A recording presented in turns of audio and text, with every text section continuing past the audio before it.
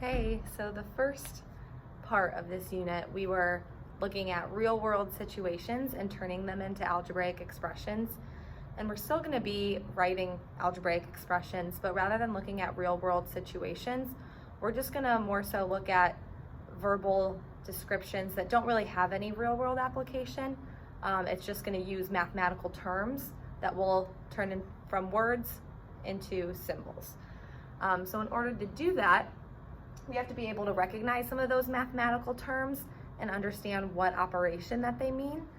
So let's go ahead and put these words into the desired boxes. So first, more than would go under add. Sum also represents addition. Okay, the sum of two numbers means to add.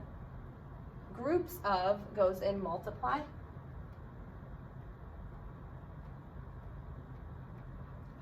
Just the word of by itself also represents multiply. If I talk about the percent of or half of, that means to multiply.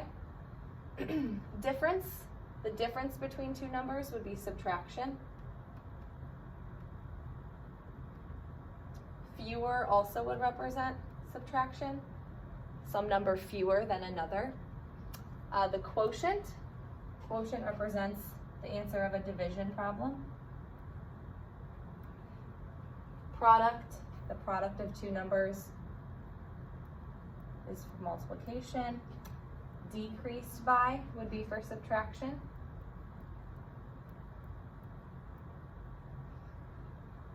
Increased by would be addition.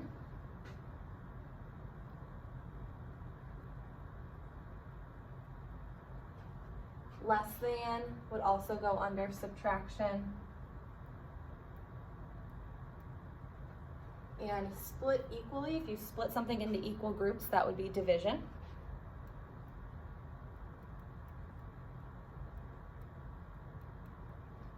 And these aren't the only words that represent these operations, but those are just a couple of common ones that you'll see and need to recognize what operation they mean.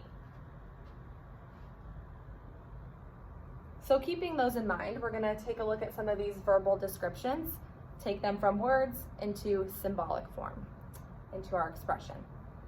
So first, the sum of x and 17. Okay, remember sum means to add. So our expression would be adding x and 17. So x plus 17 would be our expression. 3 less than a number. Okay, a couple of things here. Less than does mean subtraction, but we have to think about the order. Is it some number minus 3, or is it 3 minus some number? So if we want 3 less than a number, we want to take 3 away from it. So it's going to be that number minus 3. It doesn't tell us what variable to use, so you can use any one you want. I'm going to choose x. It's just my go-to. So 3 less than some number could be some number minus 3.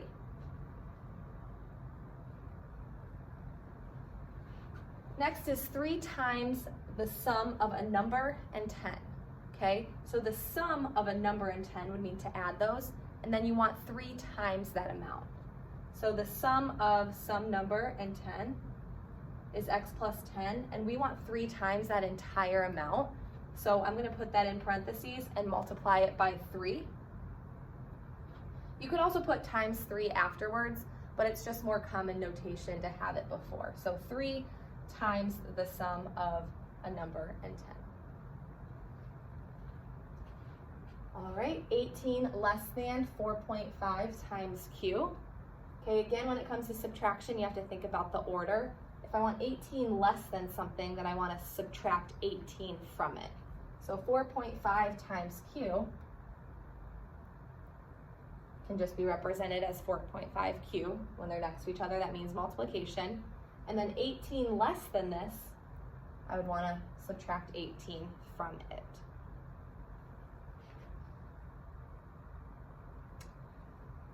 All right, here we have a couple of percents, but hopefully that doesn't scare you too much. 32% of W plus 50% of Y, okay? Remember, of means to multiply, And also remember that percents in decimal form is how we will represent them. So 32% is 32 hundredths as a decimal. Of W means times W, plus 50% can be written as 0.50 or just 0.5. Of Y means times Y. So you can just write the Y right next to it, because when they're next to each other, that means multiplication. All right, the next one, 5 more than 1/4 of a number, okay? So 5 more than means 5 plus 1/4 of a number. So 1/4 times some variable. So really this one translates pretty nicely. 5 more than 1/4 of or times some number. Okay, so 1/4 x means 1/4 of that number, and then 5 more than that would mean plus 5. And that could be the other way around too. And that's it. Okay, so just taking those words, turning them right into symbolic form, taking them into an expression is what we are going to be doing today. So now it's your turn to practice.